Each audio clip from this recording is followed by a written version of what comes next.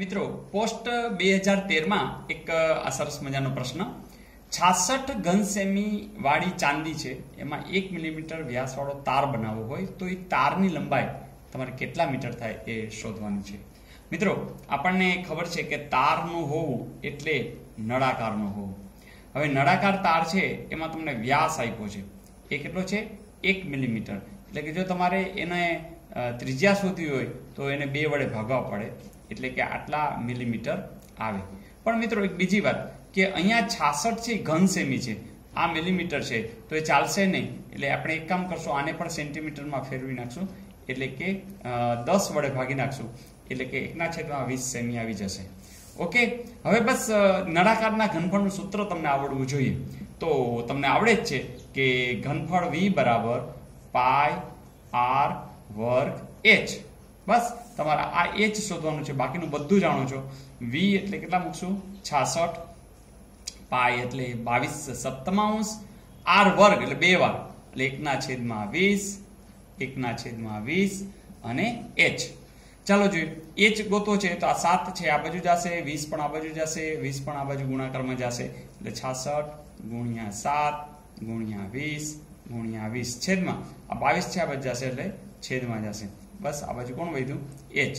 જોજો 22 તેરી 7 તેરી 21, 21 દુ 42, 42 દુ તો 84, 1 મીંડું આ અને 1 મીંડું આટલા સેન્ટીમીટર। તો તમને જવાબ છે મીટરમાં શોધવાનો છે એટલે આપણે 100 વડે ભાગી નાખશું એટલે કે આવશે 84 મીટર। એવું કંઈ આપ્યું છે? યસ, જવાબ 84 મીટર આવે છે।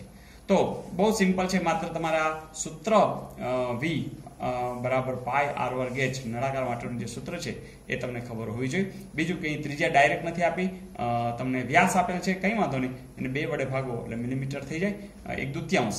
પણ મિલીમીટર અને ઘન સેમી એ કાંઈ મેચિંગ નથી થતું, કાં તમારે આને મિલીમીટરમાં ફેરવવા પડે અથવા તો આને સેન્ટીમીટરમાં ફેરવવા પડે, જેમ કે આપણે અહીંયા સેન્ટીમીટરમાં ફેરવ્યા। ઓકે, તો નેક્સ્ટ ને એક આ સરસ મજાનો પ્રશ્ન માત્ર ગણતરી છે। ભાગુ સભા પ્રમાણે પહેલા ભાગાકાર કરવાનો છે, પછી ગુણાકાર કરવાનો છે, પછી સરવાળો અને બાદબાકી। સરવાળો બાદબાકી તો છે નહીં, બસ તો સાવ સિમ્પલ, જેમ કે અહીંયા 12 છે ગુણ્યા 16 ભાગ્યા 2 નો ઘન। 2 નો ઘન તમને કહો છે 2 દુ 4 દુ 8। હવે તમે કહો કે 16 ભાગ્યા 8 કરવા હોય તો આવડવાના જ છે, છેદમાં 2 ગુણ્યા વર્ગમૂળ 9 તો એ પણ તમને આવડે છે 3। જોજે 8 દુ 16 અને એ જ 2 અને આ 2 ઉડી ગયા અને 3 ચોક 12, કંઈ નહીં, માત્ર 4 વધે છે અને એવું કંઈક આપેલું તો હશે જ। તો આનો જવાબ આવશે 4। ને એક આ ત્રીજો સરસ મજાનો પ્રશ્ન કે અંશમાં 200% વધારો અને છેદમાં 300% વધારો। તો આવું વધાર્યા પછી જે નવો પૂર્ણાંક મળે એ 6/11 મળે છે, એટલે કે તમને ખબર પડી ગઈ છે કે 6/11 આવે છે। તો મૂળ અપૂર્ણાંક, તો તમે એક કામ કરો ને, મૂળ અપૂર્ણાંકને x/y ધાર લ્યો। હવે તમે જ કહો આ x હોય એમાં 200% એટલે કે 2 ગણા, એટલે કે તમે 2x ઉમેરી દો। એ જ રીતે y હોય એના 300% એટલે કે 3y ઉમેરી દો, તો તમને તો 6/11 મળે જ છે। તો આ માહિતી તો છે જ, હવે તમારે આ શોધવાનું છે, સાવ સિમ્પલ।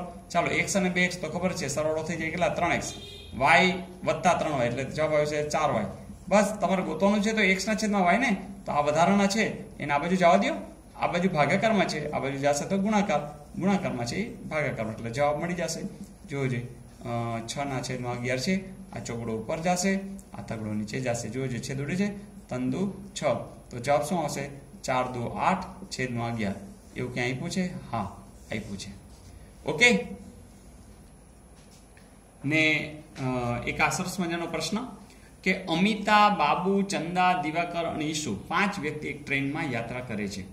અમિતા ચંદાની માતા છે। મિત્રો આપણે સ્ટાર્ટ જ કરી દઈએ કે જે અમિતા છે, બરાબર, આ અમિતા એ ચંદાની માતા છે, એટલે ચાલો અહીંયા ચંદા રાખીએ, આ એની માતા। જોકે ઈસુની પત્ની છે, એટલે આ અમિતા છે એ પાછી ઈસુની પત્ની છે, એટલે આપણે આ ઈસુ છે અને આપણે ડબલ લીટી કરી છે એનો અર્થ આ એની પત્ની છે। દિવાકર અમિતાનો ભાઈ છે, તો દિવાકર, તો અહીંયા આપણે દિવાકર રાખશું। અહીંયા આપણે શું રાખ્યું છે કે જે પુરુષ હશે એમાં આપણે ચોરસ દોરીએ છીએ, સ્ત્રી હશે તો રાઉન્ડ દોરીએ છીએ, ભાઈ બહેન હશે તો 1 લીટી કરી છે, પતિ પત્ની હશે તો 2 લીટી કરી, નીચેની પેઢી હશે તો નીચે જશું, ઉપરની પેઢી હશે તો ઉપર જશું। જેમ કે દિવાકર અમિતાનો ભાઈ છે અને બાબુ અમિતાના પિતા છે. આ અમિતા છે અને આ બાબુ એના પિતા છે. ઓકે, આખું ફેમિલી હવે તમે જાણો છો. હવે કોઈ પણ બંનેનો જવાબ તમે મેળવી શકશો. જેમ કે બાબુ અને ઈસુ.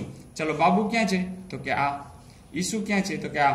તો આ એમની દીકરીનો મિસ્ટર, એટલે કે આ શું થશે? સસરા અને જમાઈ. ઓકે, તો અહીંયા ચોથાનો જે જવાબ આવશે એ સસરા અને જમાઈ. પણ આમાં એમ પૂછે કે બાબુ છે ઈસુને શું થાય? તો સસરા. ઈસુ છે એ બાબુને શું થાય? તો કે જમાઈ. કોઈ પણ રીતે પ્રશ્ન પૂછી શકે છે. અમિતા ઈસુનો સંબંધ. ચલો, અમિતા તો ક્યારે? ઈસુ તો ક્યાં? એ તો પતિ પત્ની જ છે. ઓકે, તો પાંચમાનો જવાબ આવશે પતિ પત્ની. તો મિત્રો, અમિતા છે એ ઈસુની પત્ની છે. તો બસ આ રીતે જે પણ પૂછાય તો એ તમને આવડતા જ જશે.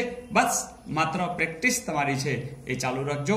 વિડીયો તમામ આ મેથ્સ અને રિઝનિંગના જેટલા પણ છે એ તમે જોયા કરો તો તમારા માટે સાવ ઇઝી છે. ચાલો, ઓકે, ઓલ ધ બેસ્ટ.